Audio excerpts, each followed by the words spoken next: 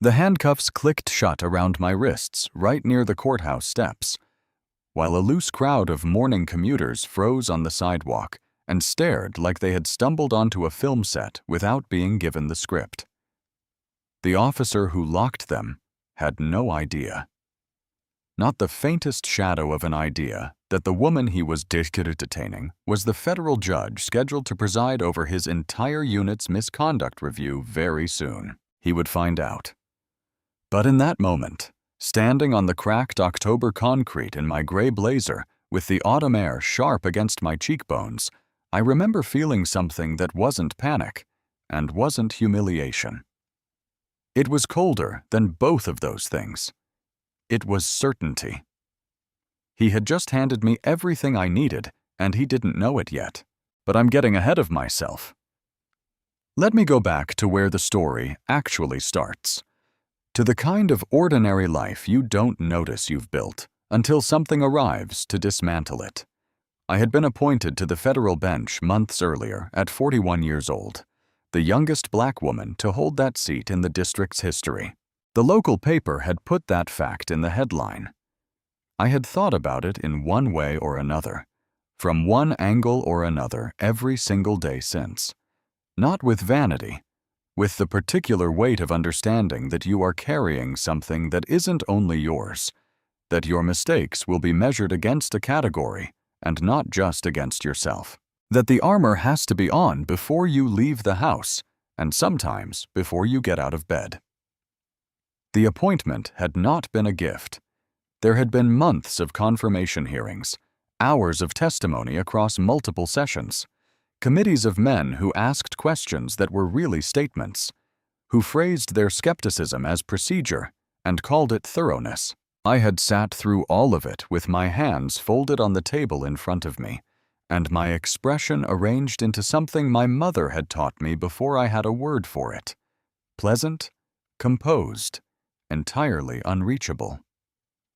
She had called it the armor. She had given it to me at age 7 after a teacher told her I was assertive in ways that might not serve her, and my mother had come home, made tea, sat across from me at the kitchen table and said, "They're always looking for a crack. Don't give them one to find." I had worn that face through law school, through years as a public defender, through the hearing rooms, through every professional room where my presence had needed to be explained before it could be accepted. I was very good at it. It cost me something each and every time. My apartment was on the 11th floor of a building blocks from the Harrington Federal Courthouse. I had walked past that building hundreds of times before I walked into it as its judge, and there were still mornings, the good ones, the clear light ones, when I would look up at the carved letters above the entrance and feel something shift quietly inside my chest, a kind of private reckoning. The apartment itself had the organized calm of someone who has made peace with solitude. Books on every flat surface stacked according to a system that made sense only to me.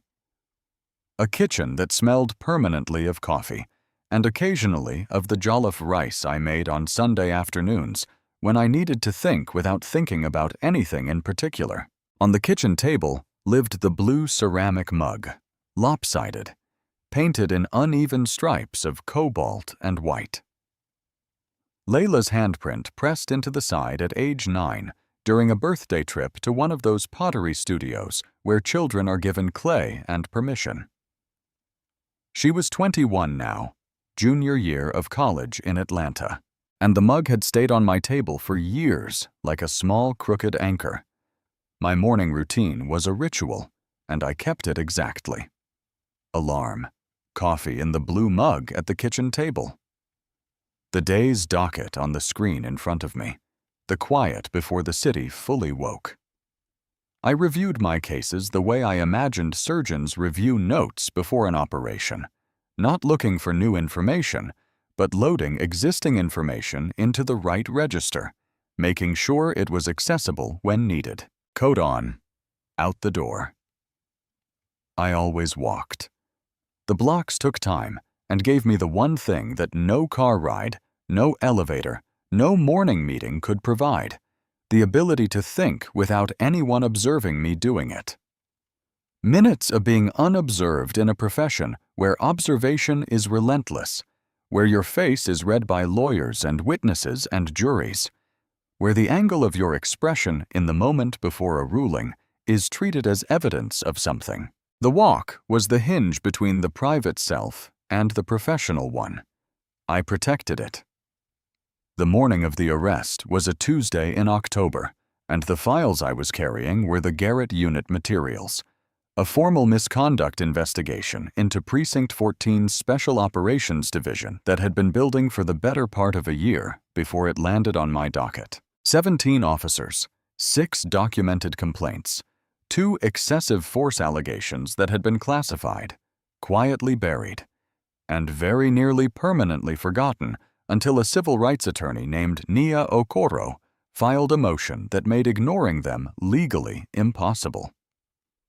I had been assigned the case weeks earlier and had spent consecutive evenings working through the materials at my kitchen table while the city went dark outside. Use of force reports, body camera transcripts, internal affairs communications written in their careful, bloodless, bureaucratic language that said very little while implying extraordinary things. I was looking for the architecture of it, the structure beneath the individual incidents, the pattern that only becomes visible when you read everything together and stop taking any single document at face value. I had spent years learning to read that architecture. I knew what buried things look like. I had been digging them up my entire career. The files were thick, divided into 2 stacks and tabbed in 3 colors. I had reorganized them the night before, checking exhibit sequences, and in the process had set my briefcase on the kitchen table and walked out the door without picking it back up. I realized this steps from my building, registered the absence the way you register a missing tooth, with the tongue, involuntarily, and considered going back for exactly a moment. My judicial credentials were in the briefcase. My bar ID was in the briefcase. My formal identification as an officer of the federal court was sitting on my kitchen table blocks behind me. I had my driver's license, my phone, and pages of confidential misconduct documentation. I have thought about those seconds many, many times since. The October morning light was the kind that makes the city look like a still from a film. That particular flat gold that softens the edges of buildings into something more gracious than they actually are. And I was paying attention to it deliberately. The way I had been trying to practice since my mother's stroke years ago had made me aware, with the sharpness that grief and fear produced together, of how many ordinary beautiful things I had been walking past without pausing to register. I stopped at the corner while a crossing guard ushered a line of kindergartners across the street. Small figures in jackets too big for them, moving in an approximate line. One little girl in a red wool coat looked directly up at me with the unguarded confidence of a child who hasn't yet learned that strangers might not respond, and waved. I waved back. The light behind her was very gold. That small exchange, that ordinary, completely weightless kindness, was the last uncomplicated moment of the morning. I heard the police cruiser before I saw it. The engine dropped into that particular low idle that means a vehicle has decided to stop. And then it appeared alongside me, pulling to the curb with the unhurried certainty of something that has decided it has authority over where you're going. I did not slow my pace. I had learned this early, in my 20s, the hard way, twice, that slowing when a patrol car appears is interpreted as reaction, and reaction is interpreted as guilt, and guilt is interpreted as an invitation to a conversation you didn't start and won't be able to end on your own terms. So I kept walking. Moments later, "Hey," flat, deliberate. The voice of someone for whom volume is a form of punctuation. "Hey, I'm talking to you." "Stop." I stopped. I turned. Officer Bryce Tate, I would learn his name within the hour. In circumstances he could not have imagined standing at that curb, was leaning out of the driver's window with the loose-shouldered ease of a man who has never once questioned whether his authority was welcome or warranted. He was broad, mid-30s, with a jaw that looked like it had been clenched since his early 30s and simply stayed that way. His partner, a woman, younger, with her hair pulled back and her eyes aimed at a point somewhere beyond the windshield, stayed in the car and appeared to find the middle distance extremely interesting. "Where are you headed?" he said. I looked at him for one full second. The courthouse was blocks behind me. The words Harrington Federal Courthouse cut into gray stone in letters high. The building entirely visible in the morning light to anyone standing exactly where we were standing. "To work," I said. "What's in the files?" The thing that moved through my chest then was not fear. I want to be precise about that. Because fear is not what it was. It was recognition, specific, exhausted, bone-deep recognition of a pattern I had encountered in every professional room I had ever entered. The pattern that announces without ceremony that your presence requires justification, that your justification will be questioned, that your credentials will be doubted, and that the doubting will be dressed in the clothes of procedure and presented to you as reasonable. I had felt it in law school lecture halls when professors paused half a beat longer before calling on me. I had felt it in courtrooms as a junior public defender when opposing counsel addressed my clients over my head. I had felt it in the confirmation hearing room with my hands flat on the polished table and my armor on. And now I was feeling it on a public sidewalk blocks from my own courthouse while holding the evidence of my own professional existence in both arms. And I was so tired of feeling it that the tiredness had burned all the way through to something else. "Legal documents," I said. "You a lawyer?" There was a pause, a very deliberate pause that I let sit exactly as long as it needed to. "I am a federal judge," I said. He looked at me. His expression did not change in the way an expression changes when someone says those 4 words. It stayed precisely where it was, mildly suspicious, with a faint undercurrent of something that might have been amusement if it had connected to anything behind his eyes. The expression of a man who has categorically pre-decided not to be surprised by things he's already determined not to believe. "ID," he said. My judicial credentials were on my kitchen table. I had my driver's license. "My credentials are in my briefcase, which I left at home this morning," I said. Level. Exact.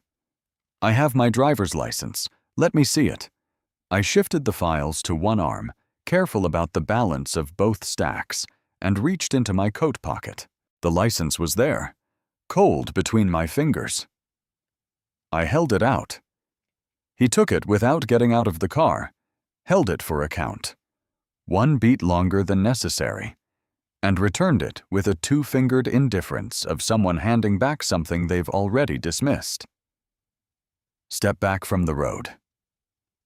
"I'm on the sidewalk," I said. "Step back." I stepped back 1 foot. My heel found the metal security grate of a closed coffee shop. Behind me, a woman with a stroller had stopped and was watching with the careful stillness of someone who understands exactly what they are seeing.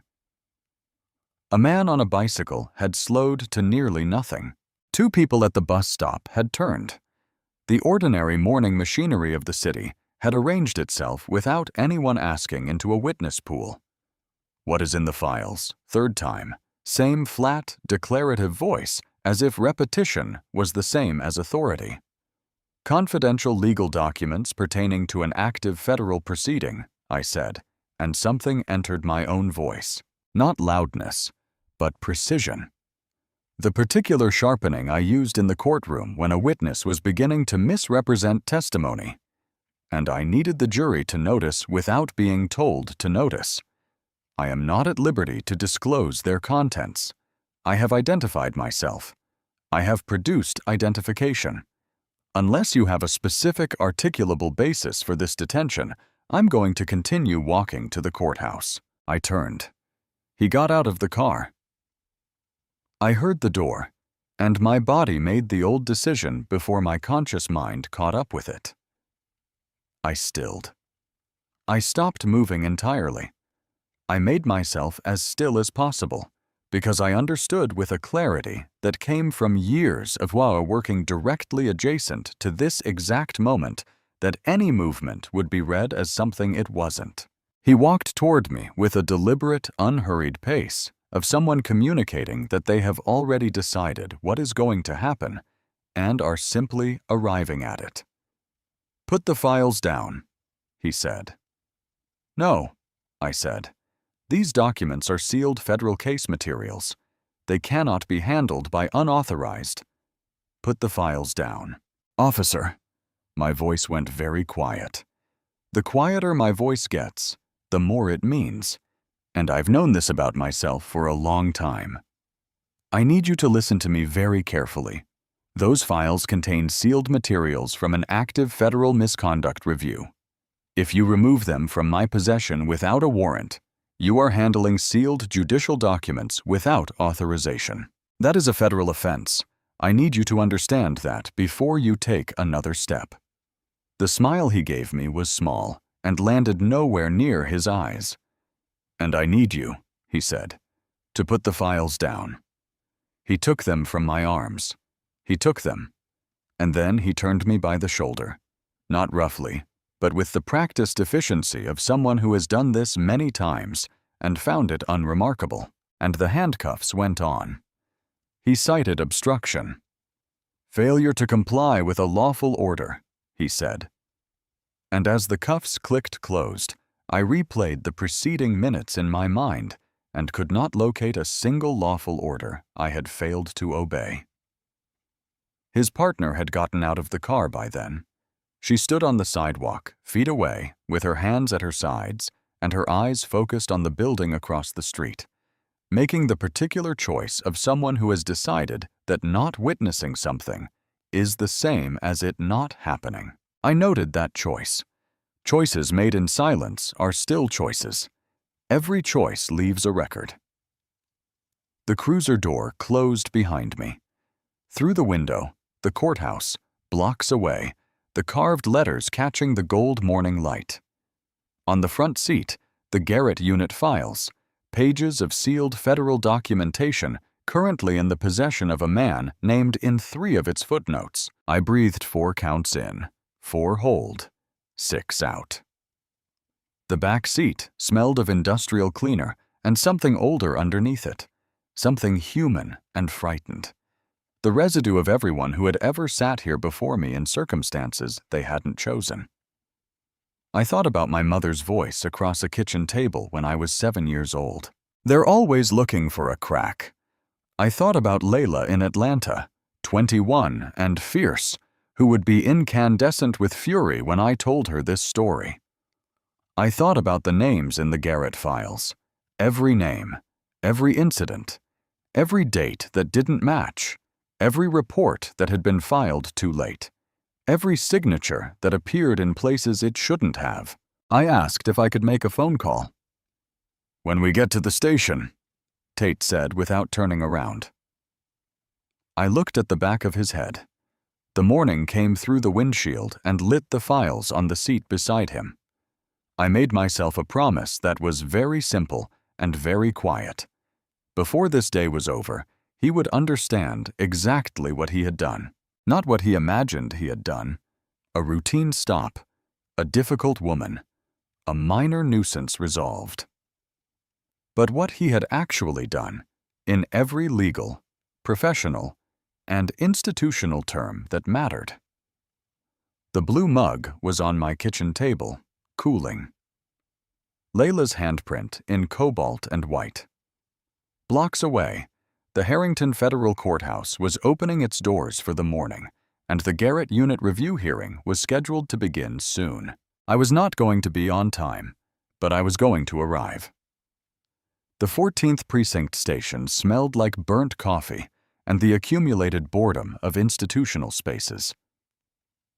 fluorescent lighting, old paperwork. Too many bad conversations in too small a room.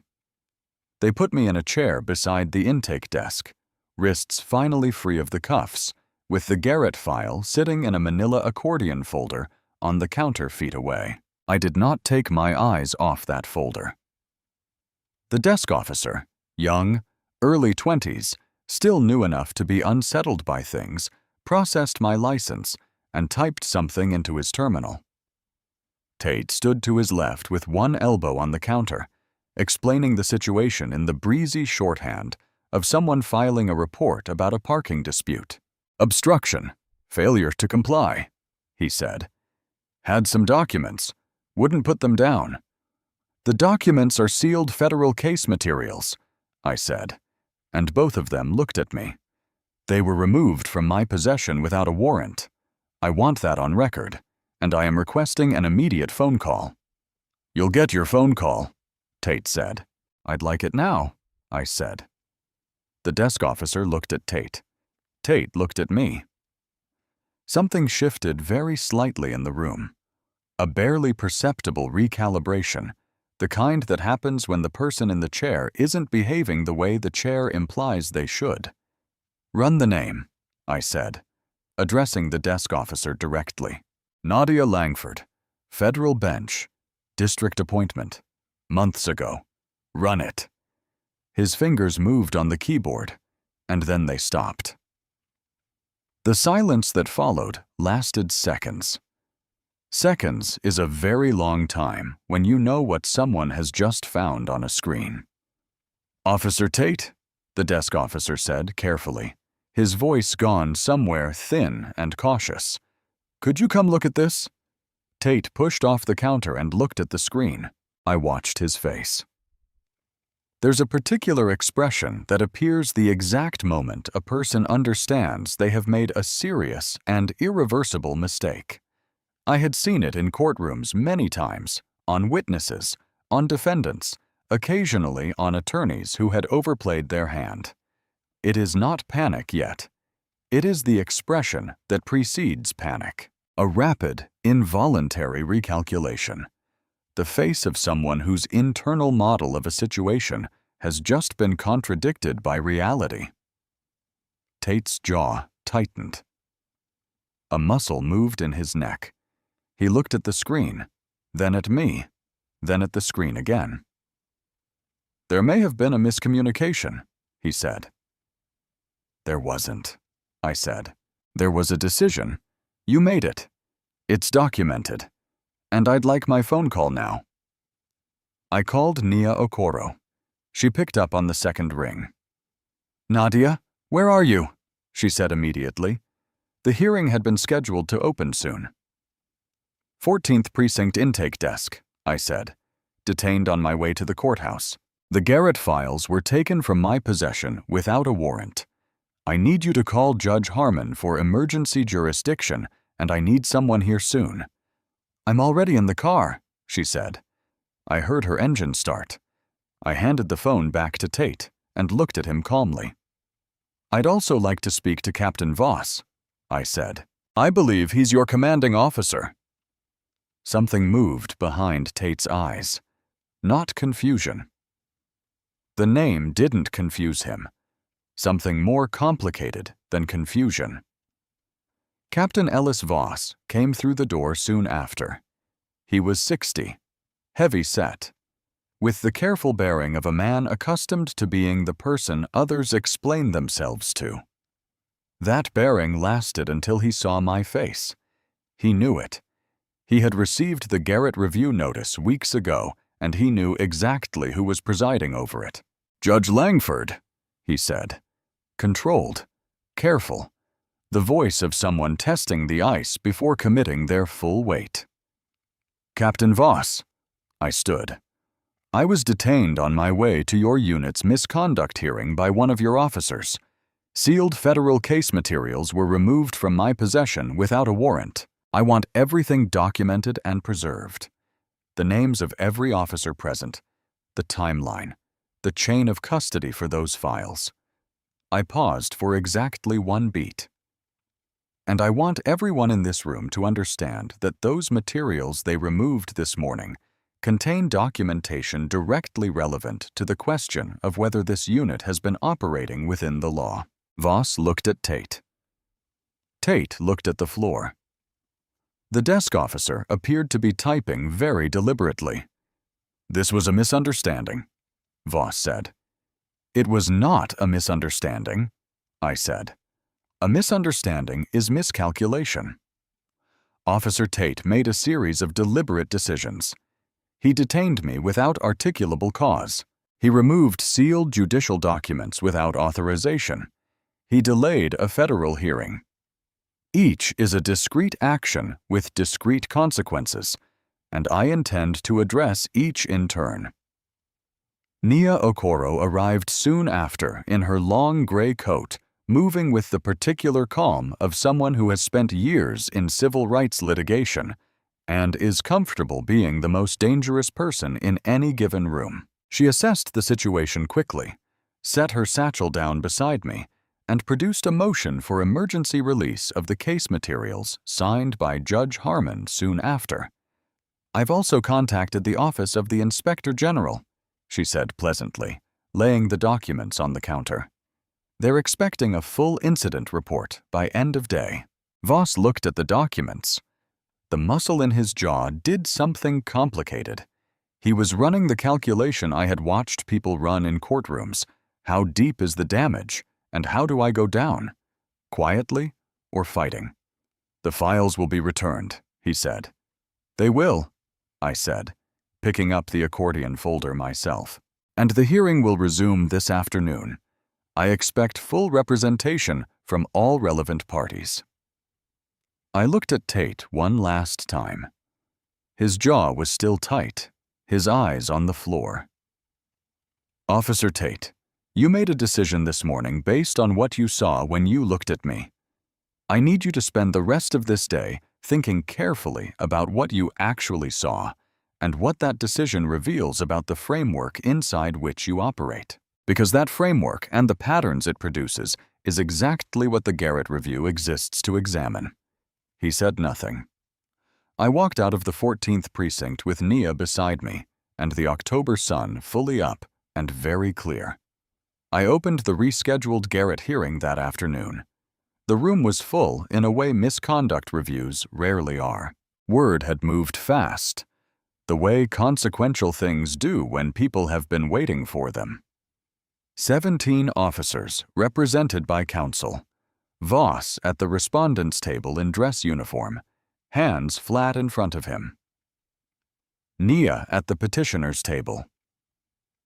In the gallery, 2 attorneys from the Inspector General's office, a reporter, representatives from civil rights organizations who had been following the case for months, and in the last row, Officer Lena Park, who was not required to be there and had come anyway. "Before we begin," I said, "the record will reflect that this morning's events, my detention by Officer Tate, the unauthorized removal of sealed case materials, and the resulting delay, are formally incorporated into the expanded scope of this review. All body camera footage has been preserved and entered into evidence." I looked at Voss. "Captain Voss, you personally authorized the downgrade of 2 excessive force complaints from active investigation status to administrative review. I'd like to begin there." What emerged over the next hours was not surprising to me. I had read the architecture. I knew the shape of what was buried, but I watched it land on the room layer by layer, the way it always does when you've built a case carefully. The original complaints, real, documented, filed by real people. Voss's classification decision, not protocol, but a deliberate choice countersigned by 2 senior officers. The discretionary fund irregularities, thousands over years established by forensic audit. The phone records between Voss's personal cell and the attorney who had represented one complainant, the complainant whose case had been resolved with an NDA. She later said she hadn't understood. And at the end, Nia placed the final document on the evidence table, a transfer authorization moving Officer Bryce Tate to administrative duties under court oversight. Effective the following month. I looked at Tate in the third row of the gallery. His jaw was still tight, but something behind his eyes had shifted, and I chose to read it as the beginning of understanding. The Garrett Review is expanded to include all matters identified today, I said. Findings will be referred to the Department of Justice within days. This hearing is adjourned. The gavel came down.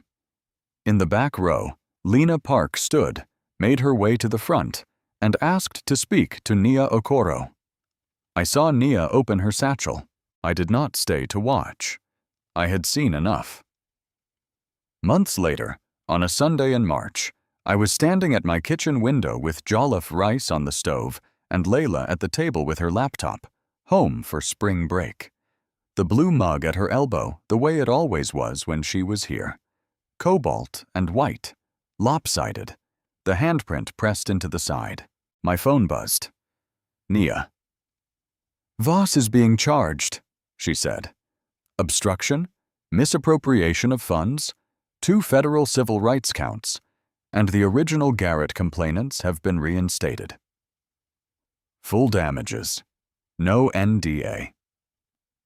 I stood at the window for a long moment after we hung up. The city was making its March argument for spring. Across the street, a child in a red coat went past on a scooter, and for just a second, I thought of the little girl at the corner in the gold October light and the wave. Mom, Layla said. You okay? Yes, I said. I came back to the kitchen, poured coffee into the blue mug, sat down across from her. The rice was nearly ready. Outside, the city was deciding about spring. The mug was warm in both hands, the handprint under my fingers the way it always was. And for the first time in longer than I had admitted to myself, the armor was off.